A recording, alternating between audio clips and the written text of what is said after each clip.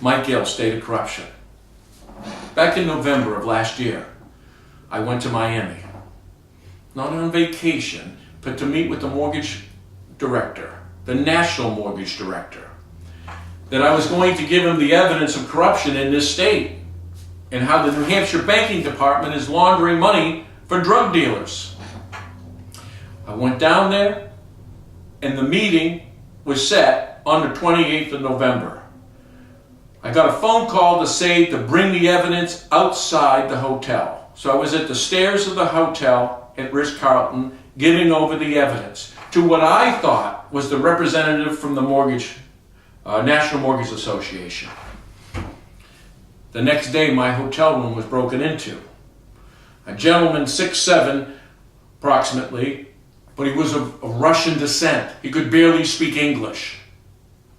Now, I told you that security came, the police came. I had to wrestle this bastard out in the hallway. He only tried to murder me. My son was also in my room, my 20-year-old son at that time, Clay. So he's also a witness to this. Now, we've been trying to get you this evidence. I've been telling you I want this video out there. I want this report out there. And they've been stalling us. So we, Ritz-Carlton, you know, we started with the corporate headquarters. They send us to the legal department. We then go to the director of safety, stonewalled. Director of loss prevention. Whose loss? Not mine, theirs. And then we ended up with a gentleman named Mark Crowley. Right. You're going to hear a conversation I had with him over the phone. Right. He hasn't got back to me since last week. And remember, we've been waiting for months and being shuffled off to all these people. Turns out Mark Crowley works in risk management. Not my risk, their risk. They're covering up this crime. Now, who are they covering it up? Not just for themselves, but from the politicians who turned like Alex Walker. That's what Carrie Lemieux did. She gave them the schedule. She put the appointment together. They knew exactly where I was going to be. You know why I had to give them that evidence the day before? They wanted to know what I had on them. And it was enough for them to try to murder me. So you're going to hear this conversation with Mr. Crowley. This is Mark. Yeah, Mark, this is Mike Gill. I haven't heard back from you. It's because I'm still waiting on a little bit of information from the hotel. What little information? Well, you know, the guys are busy down there, so they haven't been able to get back to me. That's not unusual with hotel operations. I did tell you this was an attempted murder, and I'm running for governor, and this guy's still out there. What does it have to do with your running for governor? That's what I don't. Oh, like assassination and murder, because I'm fighting corruption in this state. I mean, let me understand this.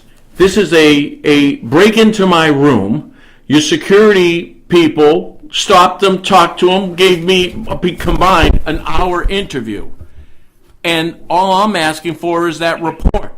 So what does it have to do with running for governor? Well, I mean, they did try to kill me. Now, your people have that. Mark, you still there? Mike, I don't know what they have. That's what I'm trying to tell you. I'm still waiting. But you're telling me they're busy. So in other words, I'm going to go national with this. And if you find out who I am, all you have to do is look. I don't make idle threats. So look, I'm trying to get the information for you. Right, I know, but I've been trying to do this for 2 months, and Marriott keeps stalling me in Ritz-Carlton. Now, what's the problem with giving me the report from 11/29 of a Russian 6'7" breaking into my hotel room that we only interviewed for an hour? Now, I'd like that report. Now, I've only been looking to get it for, since November of last year. Well, you said the police came out. What about a police report? Well, you know something? I'll deal with the police, but I'm dealing with you. You people wrote a report. Mr. Gill, why are you screaming at me? Well, I don't know. Let me see. I've been trying to get this for months, there was an attempt on my life in your hotel, and you're asking me now after all these months, and it's still a delay because they're busy. I don't know. What's more busy than someone coming into my hotel room to murder me? Is there something they're working on more important than that might take... As you know, Mr. Gill, as you know, you haven't been dealing with me for months. When did we speak? On Friday? Right. So I still haven't heard from you Friday, but I have been dealing with your company for months. And did I remind you that they sent me through about 5 different departments? Mr. Gill, I can't speak to that. I'm trying to help you out now, and I will follow up and see what I can find. Well, that's what I asked you to do, so it's been 5 days and I haven't heard anything. I mean, did you make a phone call over there and ask them to look at the report? Did they find the report?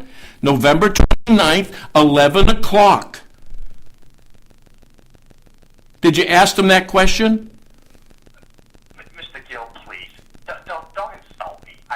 Really. So wait a minute. You didn't answer the question. Did you tell them the circumstances? Did you go over there? Who did you speak to?